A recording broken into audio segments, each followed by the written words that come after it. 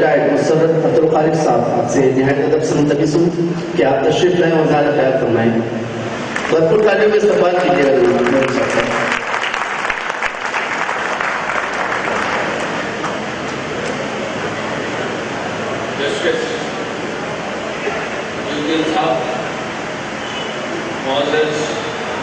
مہمان گرامی خواتین بھی میں دیکھ رہا ہوں. خواتین بہت بڑا السلام علیکم ورحمۃ اللہ وبرکاتہ.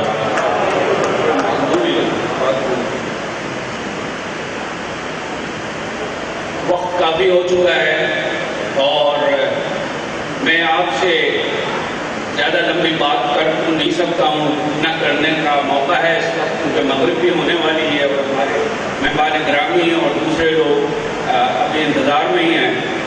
تو صرف میں یہ کہوں گا کہ جو ہماری یہ باتیں جو آج کا ٹاپک ہے اور اس پہ تو بہت ساری باتیں ہو چکی ہیں, لوگوں نے کافی باتیں کر لی ہیں, اس کے بعد مزید بات کرنے کا کوئی فائدہ نہیں. میں دو تین چیزیں میں بھی بتاؤں گا اختصار سے.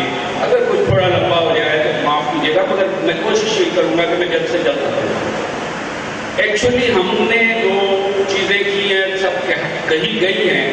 بہت ساری آرگنائزیشن سے, ایک سعودی عرب سے جو آئے تھے اس کو بھی میں دیکھتا ہوں, تھوڑا بہت میرا اس میں بھی ہاتھ ہے. اور بھی عبید ایک ادارہ ہے جو کہ اس پاکستان کیمپوں میں کام کر رہا ہے. تو یہ میرے ادھر ایک بہار فاؤنڈیشن بھی ہے, ان کے بھی صدر کو میں نے دعوت دی تھی, وہ بھی تشریف لائے ہوئے ہیں. اور بہت سارے ادارے ہیں جو یہاں اور زیادہ ادارے وہاں کام کر رہے ہیں. کچھ لوگوں نے لانے کی بات کی تھی, تو میرے کو خیال میں کہ یہ لانے والی بات تو ختم ہو چکی ہے میرے خیال میں, کیونکہ جو بات ہے وہ لانا کسی نے نہیں ہے. مگر جو لوگ ہیں وہاں بچے ہمارے پڑھ لکھ رہے ہیں, اور ہماری آرگنائزیشن ایک ایسی عبید ادارہ ہے محب پاکستان جس طرح آپ نے یہاں بنایا. انٹرنیشنل وہ صاحب بہت اچھی باتیں کر کے گئے, وہ ہم کیمپوں میں ان کو ٹریننگ دے رہے ہیں.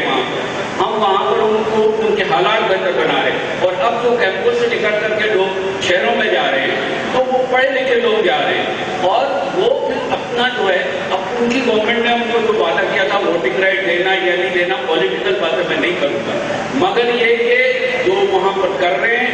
اور اب میں آپ یہ بتاؤں کہ ہم کیمپ میں بھی جاتے رہے ہیں, ہمارے دوست جاتے ہیں وہاں پہ. اب زیادہ تر لوگ نہیں آنا چاہتے ہیں, یہ بھی میں آپ کو بتا دوں. تو آنے کا ایک مسئلہ نہیں ہے آنے کا, اب ہمیں مسئلہ ہے کہ تو ہم آ گئے یہاں پر.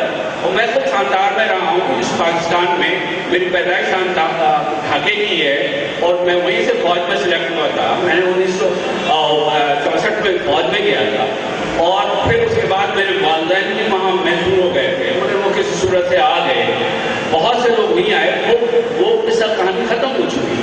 اب یہاں پر ہم نے ان کے ساتھ ہم نے اپنا یہ جو آپ کی جو بات ہے کہ شناختی کارڈ اور ہم جو ہیں اور کس پر ہم نے دھیان دینا, اس پہ ہم نے کوئی قانونی نقطہ بھی دیکھنا. ہمارے جسٹس صاحب ہمارے چیف گیسٹ ہیں, تو یہ بھی ہمیں مشورہ دیں گے اور بتائیں گے. اور جیسے کہ میجر عامر صاحب نے بتایا کہ اس پہ کام ہو رہا ہے, انہوں نے جیسے اندرونی بات بتائی اسی طرح مجھے بھی پتا ہے اندرونی بات کا, اور یہ کام اس پہ ہو رہا ہے. کافی سارے لوگ کر رہے ہیں, بہت سارے لوگ کر رہے ہیں. اس میں کسی اور کا بھی حصہ ہے, اور مجھے اس بات کی خوشی ہے کہ اب یہ مسئلہ اجاگر ہو رہا ہے. اس پہ کافی کانفرنسز ہو رہی ہیں, میٹنگز ہو رہی ہیں, کبھی پشاور میں ہوتی ہیں, کبھی ادھر ہوتی ہیں, کبھی ادھر ہو رہی ہیں, کبھی لاہور میں ہو رہی ہیں. کیوں ہو رہی ہیں یہ آپ کو نہیں پتا, یہ ہمیں پتا ہے کہ کیوں ہو رہی ہیں, مگر ہو رہی ہیں اور ہوں گی اور انشاءاللہ ہوتی رہیں گی.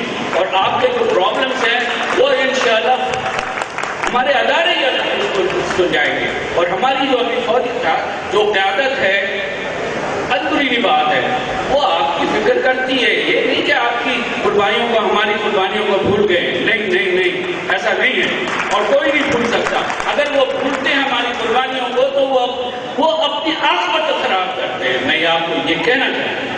اس لیے اب لوگ جاگ رہے ہیں اور جاگیں, دعا کریں کہ ہم انشاءاللہ منزل مقصود پر پہنچے. اور جیسے کہ ہمارے میجر عامر صاحب نے کہا پڑھائے, یس, پڑھنے پر دھیان دیں, زیادہ تعلیم حاصل کریں اور اچھی سے اچھی پوزیشن میں پہنچیں.